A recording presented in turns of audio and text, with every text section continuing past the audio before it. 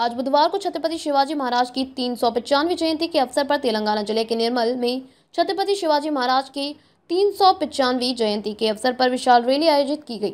इस अवसर पर भारतीय जनता पार्टी के विधायक महेश रेड्डी व हिंदू समाज के सभी संगठन बाइक रैली में भाग लिया। बाइक रैली डीजे साउंड पर निकाली गई।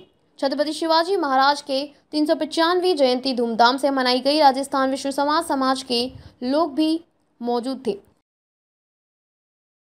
చంద్రన్ గౌడ్ గారు, చిన్నయ్య గారు, శంకరపతి గారు, నరేందర్ గారు, కౌన్సిలర్, అదే మాదిరిగా మరి పప్పి గారు, మరి రాజేందర్ గారు, పెద్దలు భూమయ్య గారు, నూతనంగా భారతీయ జనతా పార్టీ అధ్యక్షులుగా నియమితులైన మిత్రులు రితేష్ రాథోడ్ గారు, అదే మాదిరిగా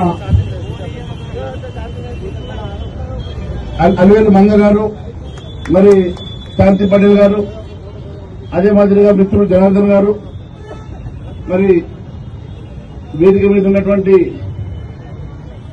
పెద్దలు, అత్యంత మహారథులు, అశేషంగా తరలి వచ్చేటువంటి నా హిందూ బంధువులందరికీ కూడా పేరు పేరు నమస్కారం తెలియజేస్తా ఉన్నాను.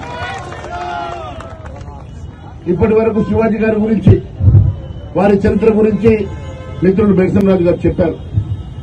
అతి పిన్న వయసులో కత్తి బట్టి మొఘల్ సామ్రాజ్యాన్ని గడగడలాడించి 17వ సంవత్సరంలోనే యుద్దం చేసి, వందల యుద్దాలు చేసి, మరి హిందూ సామ్రాజ్య నిర్మాణం కోసం వారు చేసినటువంటి కృషి భారతదేశం ఎప్పుడు కూడా మర్చిపోలేదని చెప్పి తెలియజేస్తా ఉన్నాను.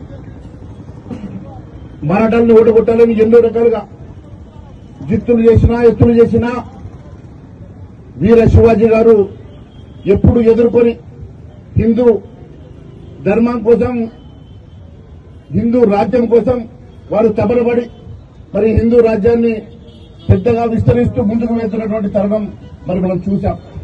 గతంలో మొఘల్ సామ్రాజ్యంలో ఏ రకంగా అరాచకాలు జరిగాయో మనం చరిత్రలో చూశాం. వారు చేసిన అరాచకాలు అన్ని ఇన్ని కావు. అందుకే మరి శివాజీ గారు పెద్ద ఎత్తున హిందూ సామ్రాజ్య నిర్మాణం కోసం వారు చేసినటువంటి పోరాటం మరవలేనిదని చెప్పి నేను తెలియజేస్తా ఉన్నాను. మరి ఈ సందర్భంగా ఇంత పెద్ద तेलंगाना स्टेट संवाददाता रमेश सुथार की रिपोर्ट।